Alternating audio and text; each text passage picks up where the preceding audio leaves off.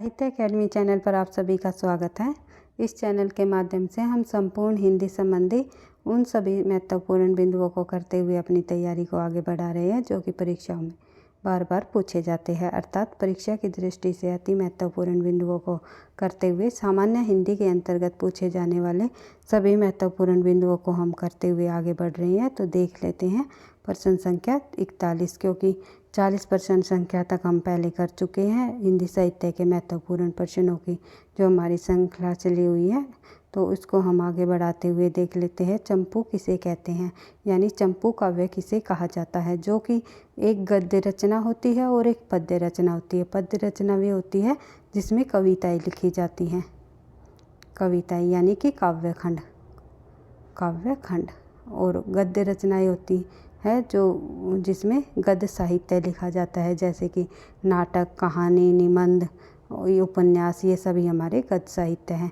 और जो दोनों मिश्रित होती है, जो रचना गद्य और पद्य दोनों की जो मिश्रित करके लिखी जाती है, उन रचनाओं को हम जो है चंपू काव्य कहते हैं। ये आपको ध्यान रखना है। तो चंपू काव्य किसे कहते हैं? गद्य व पद्य मिश्रित रचनाओं को हम चंपू काव्य कहते हैं। उसके बाद देख लेते हैं अगला प्रश्न। कलाधर उपनाम से कविता कौन कवि लिखते थे? कलाधर उपनाम से कविता लिखते थे जयशंकर प्रसाद जी, जो कि छायावाद के प्रमुख कवि रहे हैं। उसके बाद देख लेते हैं अगला प्रश्न। रसनिधि किस कवि का उपनाम है? तो रसनिधि जो है पृथ्वी सिंह का उपनाम है। प्रेमचंद के अधूरे उपन्यास का नाम बताइए। ये तो प्रेमचंद जी के जितने भी उपन्यास है, जैसे कि सेवा सदन, प्रेमाश्रम, रंगभूमि, कर्मभूमि, जो गोदान और मंगलसूत्र, जितने भी प्रमुख उपन्यास है प्रेमचंद जी के, वे सभी के सभी प्रमुख उपन्यास रहे हैं। तो इनमें अधूरा उपन्यास कौन सा माना जाता है? मंगलसूत्र। प्रेमचंद जी का जो अधूरा उपन्यास है, जो गोदान के बाद लिखा गया, 1936 में गोदान का उपन्यास लिखा गया। प्रेमचंद का जो है अंतिम प्रौढ़ उपन्यास माना जाता है गोदान। और उसके बाद जो 1936 में ही जो मंगलसूत्र जो इन्होंने लिखा, वो किसी कारणवश या इनकी मृत्यु के कारण ये उपन्यास अधूरा ही रह गया। तो प्रेमचंद जी का अधूरा उपन्यास कौन सा है? मंगलसूत्र। ये आपको ध्यान रखना है। उसके बाद देख लेते हैं अगला प्रश्न। हिंदी के सर्वाधिक नाटककार कौन रहे? यानी कि सर्वाधिक का मतलब है कि सबसे अधिक नाटक लिखने वाले लेखक कौन माने जाते हैं? तो जयशंकर प्रसाद जी।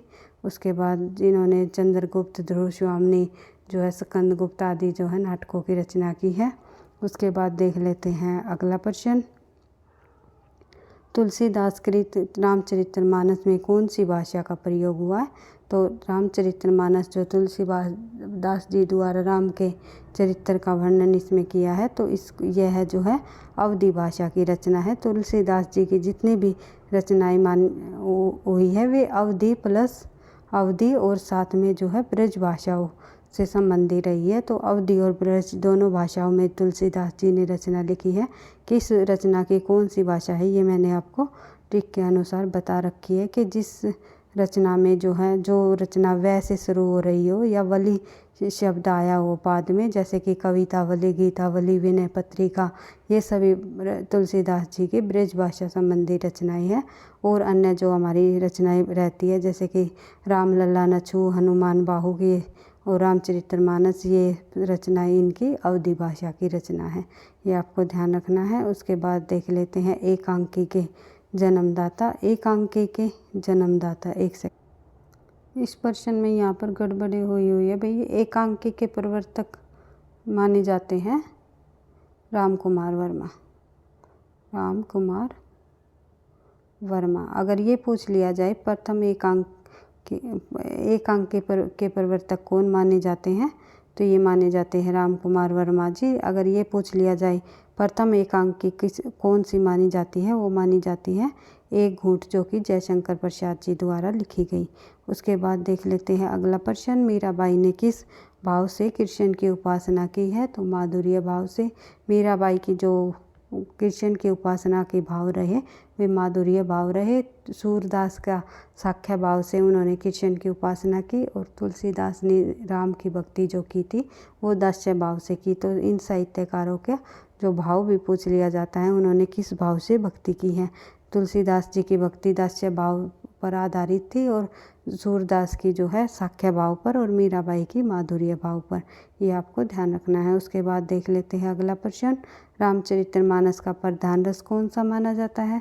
तो प्रधान रस रामचरितमानस का शांत रस माना जाता है। उसके बाद अष्टछाप के सर्वश्रेष्ठ भक्त कौन माने जाते हैं? तो सब सर्वश्रेष्ठ भक्त कवि रहे हैं सूरदास जी। अगर सर्वश्रेष्ठ की जगह सर्वप्रथम पूछ लिया जाता तो सर्वप्रथम अष्टछाप के कवियों में शामिल है, वो है कुंभन दास जी। कुंभन दास जी जो है अष्टछाप के सर्वप्रथम कवियों में शामिल है। और सर्वश्रेष्ठ कवि कौन रहे हैं? सूरदास जी। और सबसे छोटे यानी कनिष्ठ कवि कौन रहे हैं अष्टछाप के? वे रहे हैं नंददास जी। यानी अष्टछाप के अंतर्गत जो 8 कवि हुए हैं, 4 वल्लभाचार्य के शिष्य हुए हैं और 4 विठलनाथ के शिष्य। तो इस प्रकार से 8 कवियों में सर्वश्रेष्ठ कवि सूरदास जी माने जाते हैं, जो कि ब्रज भाषा के से प्रमुख कवि रहे हैं। ब्रज भाषा के कवि माने जाते हैं सूरदास जी। उसके बाद आंसू काव्य के रचयिता कौन है? तो जयशंकर प्रसाद जी। उसके बाद देख लेते हैं आगे, आचार्य रामचंद्र शुक्ल ने त्रिवेणी इनका रचना है। तो त्रिवेणी में 3 महाकवियों की समीक्षाएं प्रस्तुत की है।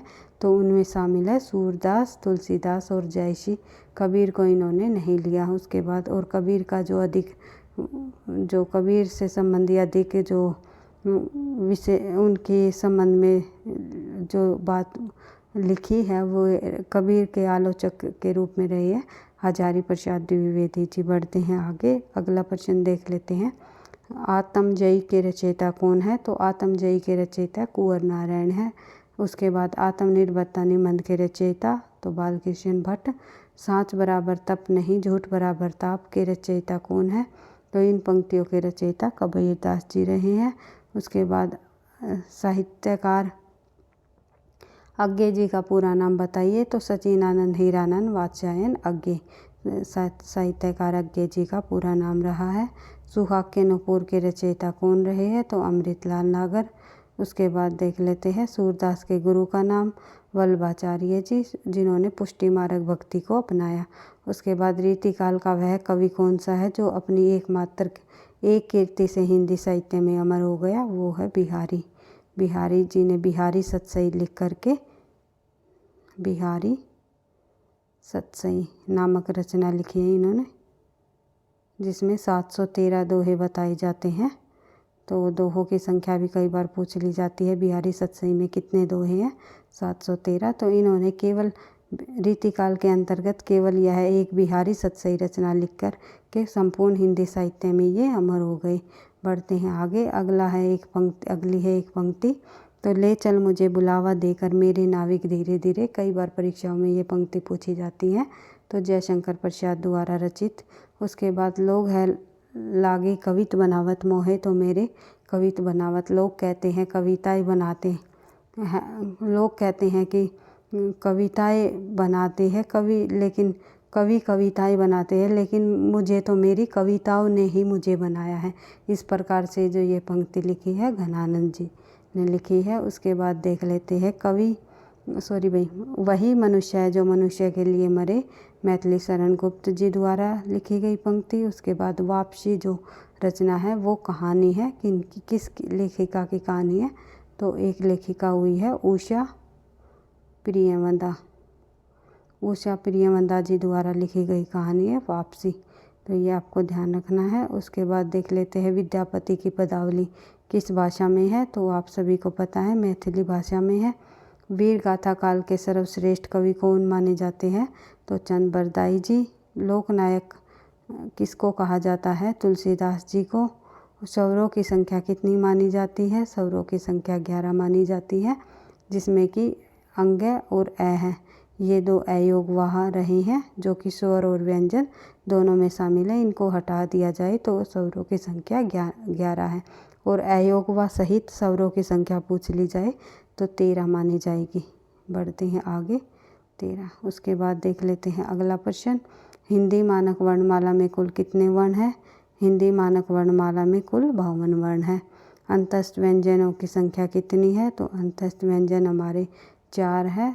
कौन कौन से? य, र, ल और व। ये हमारे 4 अंतस्थ व्यंजन है। उसके बाद देख लेते हैं अगला प्रश्न। हिंदी वर्णमाला को कितने भागों में विभक्त किया गया है? हिंदी वर्णमाला को 2 भागों में विभक्त किया गया है। कौन कौन सी? एक हमारे होते हैं स्वर और दूसरे हमारे कौन से होते हैं? व्यंजन। वर्णों के मेल से स्पर्श व्यंजनों की संख्या कितनी मानी जाती है? तो हिंदी वर्णमाला में स्पर्श व्यंजनों की संख्या जो है 25 मानी जाती है। मात्रा के आधार पर हिंदी स्वरों के 2 भेद कौन कौन से हैं? तो हर्ष और दीर्घ। हर्ष स्वर और दीर्घ स्वर मात्रा के आधार पर स्वरों के 2 भेद माने जाते हैं। अक्षय वर्ण किसके योग से बना है? अक्षय जो वर्ण है क प्लस श से मिलकर बना है और साथ में ए जोड़ दिया जाए। अगर नीचे हलंत लगा दिया जाए श में तो हम साथ में ए जोड़ करके बनाते हैं। तो उसके बाद देख लेते हैं अगला प्रश्न। हिंदी वर्णमाला में व्यंजनों की संख्या कितनी है? तो हिंदी वर्णमाला में व्यंजनों की संख्या रही है हमारी 33। सूरदास का काव्य किस भाषा में है? तो ब्रज भाषा में है। हिंदी साहित्य सम्मेलन की स्थापना 1910 में हुई। सबसे पहले अपनी आत्मकथा किन्होंने लिखी? राजेंद्र प्रसाद ने। उसके बाद हिंदी कविता का पहला महाकाव्य कौन सा माना जाता है? पृथ्वीराज रासो। हिंदी के सर्वश्रेष्ठ प्रकाशित पत्र का नाम बताइए? उद्यंतमार्तन 1826 जुगल किशोर कोलकाता से प्रकाशित हुआ। हिंदी भाषा का संबंध किस लिपि से है? तो देवनागरी लिपि से है। सूरदास के काव्य किस भाषा में है? तो ब्रज भाषा में है। ये आपको पता ही है। तो देख लेते हैं आज के क्लास के हमारे कंप्लीट हो गए 40 क्वेश्चन। तो इसी तरह संपूर्ण हिंदी साहित्य महत्वपूर्ण प्रश्नों को करते हुए जो है धीरे धीरे हम आगे बढ़ेंगे, जो कि सामान्य हिंदी से संबंधित महत्वपूर्ण तथ्य हैं। तो इसी प्रकार से वीडियो हम हर रोज़ वीडियो लाने की कोशिश करेंगे, नहीं तो वीक में 2-3 वीडियो आपको अवश्य ही मिलेगी। तो वीडियो पसंद आई तो आप लाइक करना, दोस्तों के साथ शेयर करना, चैनल पर पहली बार हो तो सब्सक्राइब कर लेना। Thank you.